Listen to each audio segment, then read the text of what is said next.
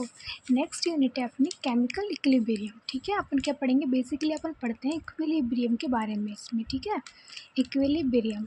अब इक्विलिब्रियम क्या होता है, जैसे अपन ने कई रिएक्शन ऐसे नहीं पढ़ी हैं A+B, ठीक है, फिर U, C+ और D, ठीक है, जिसमें ऐसे वाला निशान रहता है, ऐसे वाला।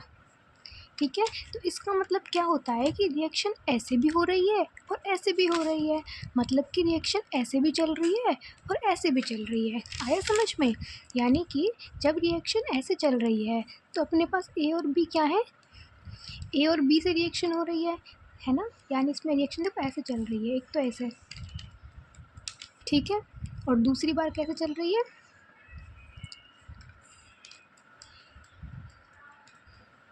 आया समझ में कुछ? ठीक है, तो इसमें रिएक्शन दोनों साइड चल रही है, इधर की तरफ भी चल रही है, इधर की तरफ भी चल रही है। ठीक है, अब देखो जो रिएक्शन करता है उसको बोलते हैं रिएक्टेंट। ठीक है, जैसे अपन इसको देखते हैं, इस वाली चीज़ को। ठीक है, इसमें रिएक्शन कौन कर रहा है, ए और बी रिएक्शन करके सी और डी बना रहे हैं। ठीक है, तो जो रिएक्शन करता है उसको बोलते हैं रिएक्टेंट। ठीक है, और जो अपने पास चीज़ बनती है उसको बोलते हैं प्रोडक्ट।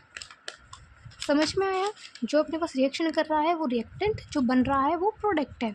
अब देखो जब रिएक्शन ऐसे चल रही है, ऐसे जब रिएक्शन ऐसे चल रही है तो रिएक्टेंट कौन है, ये, और प्रोडक्ट कौन है, ये। लेकिन जब रिएक्शन ऐसे चल रही है तो ये उल्टा हो जाता है, तब रिएक्टेंट ये होगा और प्रोडक्ट ये होगा।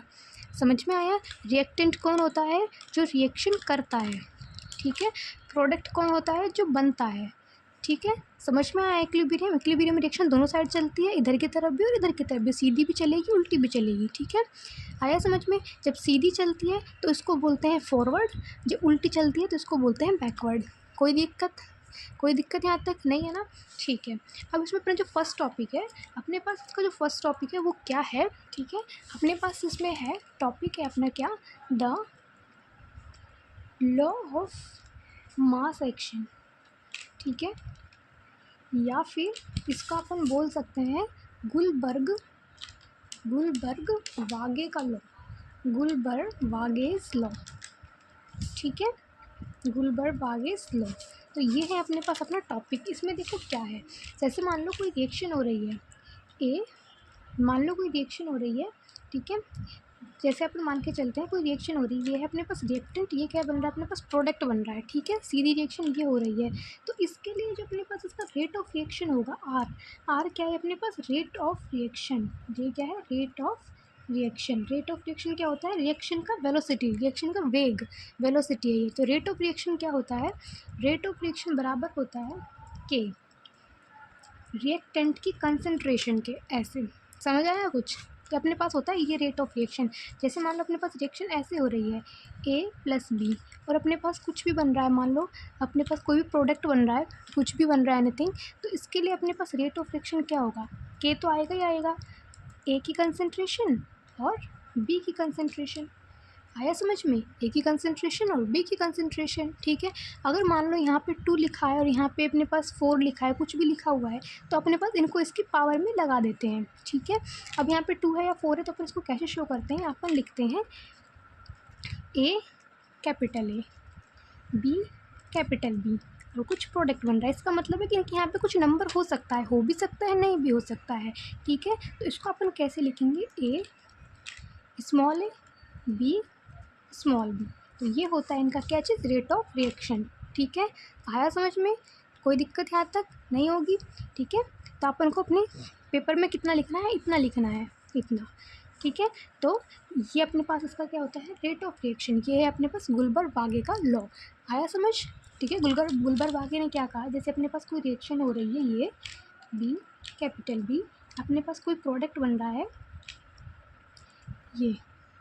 ठीक है, ये अपने पास कोई प्रोडक्ट बन रहा है। ठीक है, इनका मतलब क्या है, यहाँ पे कोई नंबर है, जैसे अपने पास नहीं होता कोई रिएक्शन ऐसे होती है 2NH3 प्लस 2H2, फिर कुछ बन रहा है, तो ये जो नंबर होते हैं ना, ये हैं ये स्मॉल ए वाले। आया समझ में इतना? तो गुलबर्ग-वागे का लॉ क्या कहता है, इसका जो रेट ऑफ रिएक्शन होगा के रिएक्टेंट की कंसंट्रेशन, रिएक्टेंट कौन है, ये क्या है, रिएक्टेंट, तो इसकी कंसंट्रेशन ए स्मॉल ए आ जाएगा पावर में, बी स्मॉल बी आ जाएगा पावर में। ठीक है, ये होता है अपने पास क्या चीज़, रेट ऑफ रिएक्शन। ठीक है, ये जो होता है, ये इसको अपन क्या बोलते हैं, इसको अपन इनका एक्टिव मास भी बोल सकते हैं। इसको क्या बोल सकते हैं? Active mass. ठीक है, ये अपने पास एक्टिव मास भी कह सकते हैं। इतना समझ में आया? ये अपने पास गुल्बर-वागे का लॉ। अब अपन इक्विलिब्रियम कांस्टेंट को वो करते हैं, इससे डिफाइन। क्या करेंगे? इक्विलिब्रियम कांस्टेंट को डिफाइन कैसे करेंगे? अब ये तो थी नॉर्मल रिएक्शन जो सिर्फ एक साइड चल रही थी, ये तो थी नॉर्मल रिएक्शन जो एक साइड चल रही थी। इसमें अपन को सिर्फ इतना समझना है, इतना। ठीक है, इतना आ गया समझ में, कोई दिक्कत नहीं होगी। ये तो थी ऐसी रिएक्शन जो सिर्फ एक तरफ चल रही थी। अब अपन ऐसी रिएक्शन देखेंगे जो दोनों साइड चली, इक्विलिब्रियम पे होगी जो। तो मान लो कोई रिएक्शन है, यही रिएक्शन है कैपिटल, इधर भी चल रही है, इधर भी चल रही है। ठीक है, अब बताओ इसके लिए क्या होगा? इसका जो रेट ऑफ रिएक्शन होगा वो इसके रेट ऑफ रिएक्शन के बराबर होगा। ठीक है, अगर ये रिएक्शन कर रहा है तो रिएक्शन कैसी होगी? फॉरवर्ड। और ये रिएक्शन करेगा तो रिएक्शन कैसी होगी? बैकवर्ड। आया समझ में? देखो, अगर इससे रिएक्शन हो रही है तो रिएक्शन ऐसे चल रही है। कैसे चल रही है? ऐसे। ये वाला रिएक्शन कर रहा है तो रिएक्शन ऐसे चल रही है, तो इसको बोलते हैं फॉरवर्ड रिएक्शन, तो हमने एफ लिख दिया। बट अगर ये रिएक्शन कर रहा है तो रिएक्शन ऐसे चलती है, तो इसको बोलेंगे बैकवर्ड रिएक्शन। अब इसके लिए रेट ऑफ रिएक्शन क्या होगा? के स्मॉल ए। ठीक है, एफ लगा देंगे, के इधर एफ लगा दिया, इधर अपन ने बी लगा दिया। आया कुछ समझ में? ठीक है, इसके लिए रेट ऑफ रिएक्शन होगा ये, इसके लिए रेट ऑफ रिएक्शन होगा ये। ठीक है, कोई दिक्कत नहीं होगी। के बी को इधर ले आएंगे अपन, के एफ अपॉन में K B equals to small D.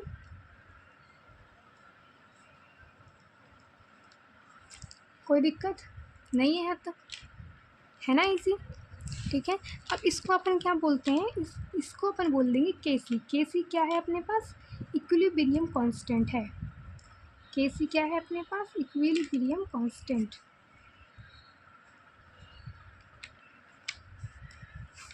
ठीक है, व्हाट इज के सी? के सी इज इक्विलिब्रियम कांस्टेंट। ठीक है, के सी क्या है? इक्विलिब्रियम कांस्टेंट है।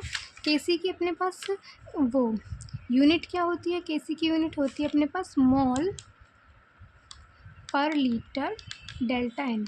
ठीक है, ये इसकी यूनिट है, सिर्फ इतना याद रखना है। कोई दिक्कत आई यहाँ तक? ये तो था अपने पास रेट ऑफ रिएक्शन निकालना गुल्बर-वागे के अकॉर्डिंग टू गुल्बर-वागे। इसमें अपन किसका ये तो ऐसी रिएक्शन जो सिर्फ एक तरफ चल रही थी। अब जो रिएक्शन है वो दोनों तरफ, देखो ये एक तरफ चल रही थी तो अपन ने सिर्फ एक का ही रेट ऑफ रिएक्शन निकाला, इसका। ये एक तरफ चल रही थी तो सिर्फ हमने इसका रेट ऑफ रिएक्शन निकाला। लेकिन ये दोनों तरफ चल रही तो दोनों साइड रेट ऑफ रिएक्शन निकलेगा, इधर भी रेट ऑफ रिएक्शन निकलेगा, इधर भी निकलेगा। ठीक है, ये तो एक तरफ चल रही थी तो एक तरफ निकल गया। अब ये दोनों साइड चल रही है, यहाँ भी चल रही है और यहाँ भी चल रही है, दोनों तरफ का रिएक्शन निकलेगा। ये तो फॉरवर्ड डायरेक्शन के लिए था और ये था बैकवर्ड के लिए। ठीक है, जब फॉरवर्ड रिएक्शन चलेगी तो अपने पास ये होगा, बैकवर्ड चलेगी तो ये होगा। इसको अपन इधर ले आए, इसको अपन इधर ले आए, कोई दिक्कत नहीं होगी।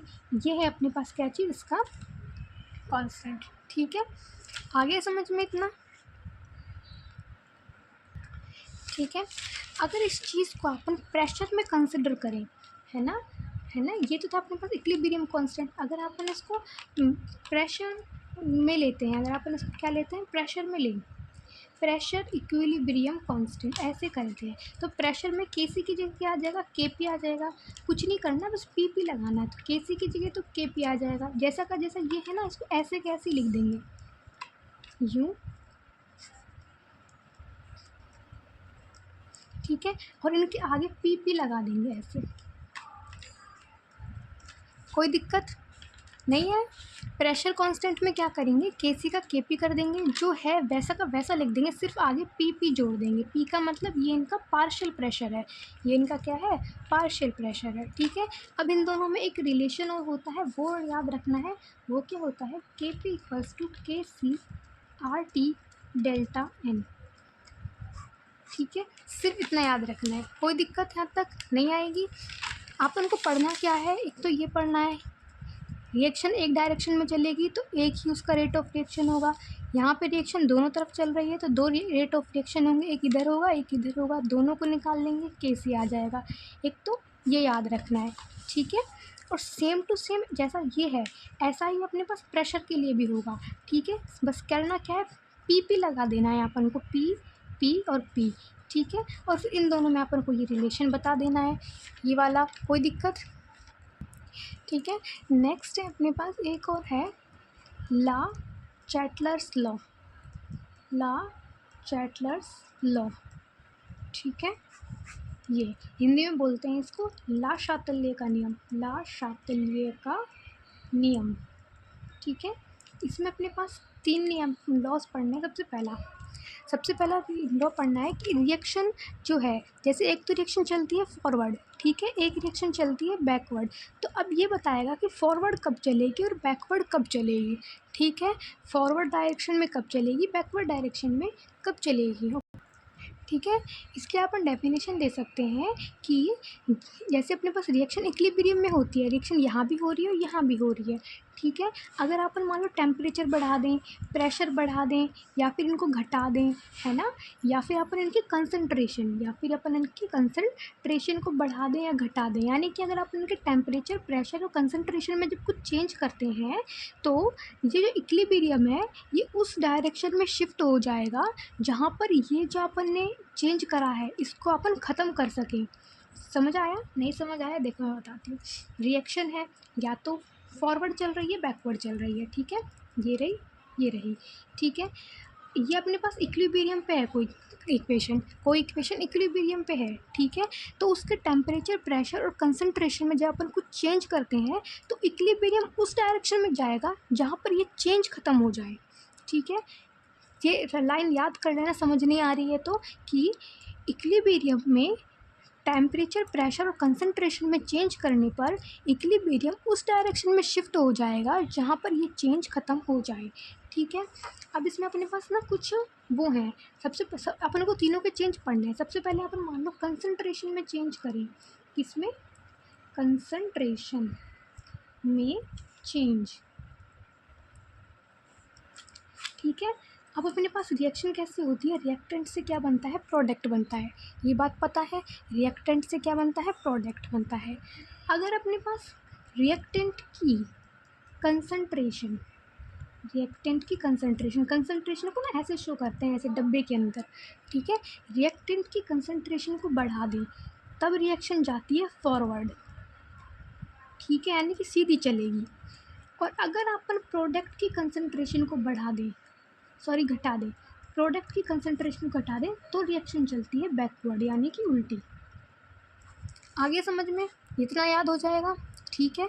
ला शातल्य के अकॉर्डिंग अगर अपन कंसंट्रेशन में कोई चेंज कर रहे हैं तो अगर अपन ने रिएक्टेंट की कंसंट्रेशन बढ़ाई है तो रिएक्शन फॉरवर्ड चलेगी, यानी कि सीधी चलेगी।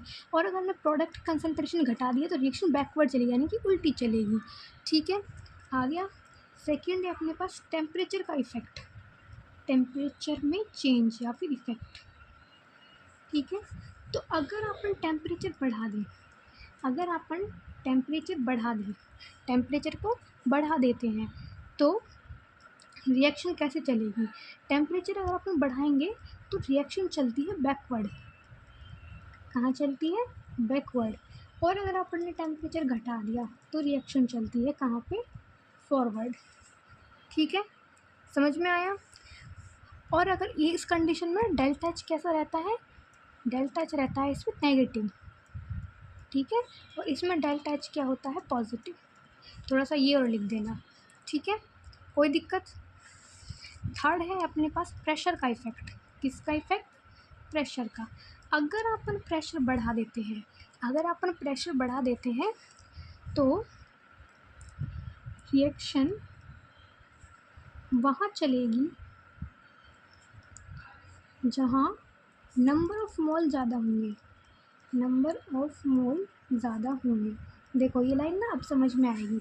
जैसे मान लो कोई रिएक्शन है, मान लेते हैं अपने पास ऐसे है N2+ में 3H2 से क्या बन रहा है, NH3, ठीक है। अब अपन ने प्रेशर बढ़ा दिया तो रिएक्शन कहाँ चलेगी, तो हमने क्या बोला, अगर प्रेशर को बढ़ा रहे हैं तो रिएक्शन वहाँ चलती है जहाँ नंबर ऑफ मोल ज़्यादा है। तो नंबर ऑफ मोल कहाँ ज़्यादा है, देखो यहाँ पे कितने मोल है, इसका 1 मोल प्लस में 3, तो यहाँ पे तो 4 मोल है और यहाँ पे कितने मोल हैं, सिर्फ 2 मोल हैं। तो ज़्यादा किधर की तरफ, इधर की तरफ, तो रिएक्शन कहाँ चलेगी, यहाँ चलेगी, बैकवर्ड। ठीक है। और अगर मान लो ये ऐसे होता, कैसे होता, अगर मान लो यहाँ पे नंबर ऑफ़ मोल कम होते, यहाँ पे 1 होता, यहाँ पे 3 होते, तो मोल अब इधर ज़्यादा है तो रिएक्शन चलती कहाँ पे, इधर की तरफ, फॉरवर्ड डायरेक्शन में। समझ में आया प्रेशर का कॉन्सेप्ट। अगर प्रेशर को बढ़ा देते हैं तो रिएक्शन वहाँ चलेगी जहाँ नंबर ऑफ़ मोल ज़्यादा होंगे। ठीक है। अगर इधर नंबर ऑफ़ मोल ज़्यादा है तो रिएक्शन फॉरवर्ड डायरेक्शन में चलेगी, अगर इधर ज़्यादा है तो रिएक्शन बैकवर्ड डायरेक्शन में चलेगी। ठीक है, समझ में आया। सबसे पहले था कंसंट्रेशन, अगर रिएक्टेंट की कंसंट्रेशन बढ़ाएंगे तो रिएक्शन चलेगी फॉरवर्ड, और प्रोडक्ट की घटाएंगे तो चलेगी बैकवर्ड। ठीक है, इसमें समझ में आया फॉरवर्ड कब चलेगी, बैकवर्ड कब चलेगी। टेम्परेचर में टेम्परेचर बढ़ाएंगे तो बैकवर्ड, घटाएंगे तो फॉरवर्ड। ठीक है, और इसमें ऐसा कुछ है ही नहीं, रिएक्शन वहाँ चलेगी जहाँ नंबर ऑफ़ मोल ज़्यादा होंगे। ठीक है ना। अब इसमें ना एक चीज़ और देखो, हमने बोला रिएक्शन वहाँ चलेगी जहाँ नंबर ऑफ़ मोल ज़्यादा होंगे। अगर मान लो दोनों तरफ नंबर ऑफ़ मोल बराबर हों, यहाँ भी एक और यहाँ भी एक, और अपन ने प्रेशर को बढ़ा दिया, अब रिएक्शन कहाँ चलेगी, दोनों तरफ नंबर ऑफ़ मोल तो कैसे हैं, बराबर है, यहाँ भी उतने यहाँ भी उतने, और अब प्रेशर बढ़ा दें तो रिएक्शन कहाँ चलेगी, तो रिएक्शन कहीं नहीं चलेगी, इस कोई इफ़ेक्ट ही नहीं पड़ेगा फिर। अगर नंबर ऑफ़ मोल बराबर है तो कोई इफ़ेक्ट नहीं पड़ेगा। ठीक है। तो अपन ने क्या क्या पढ़ा अभी तक, अपन ने पढ़ा law of mass action, Guldberg बागे का पढ़ा। सबसे पहले अपन ने इसमें ये पढ़ा था रेट ऑफ रिएक्शन कैसे निकालेंगे, अगर रिएक्शन एक डायरेक्शन में चल रही है तो एक रेट ऑफ रिएक्शन निकलेगा, है ना। लेकिन अगर दोनों डायरेक्शन में चल रही है तो दोनों साइड निकलेगा, यहाँ भी निकलेगा और यहाँ भी निकलेगा। इससे अपन ने के सी निकाल दिया, के पी अपन प्रेशर की उसमें कंसिडर करेंगे तो सी की जगह पी आ जाएगा, और प्रेशर में सब चीज़ों को ले लेंगे, इन दोनों के बीच में ये रिलेशन होता है। फिर अपन ने ये सब पढ़ा। ठीक है।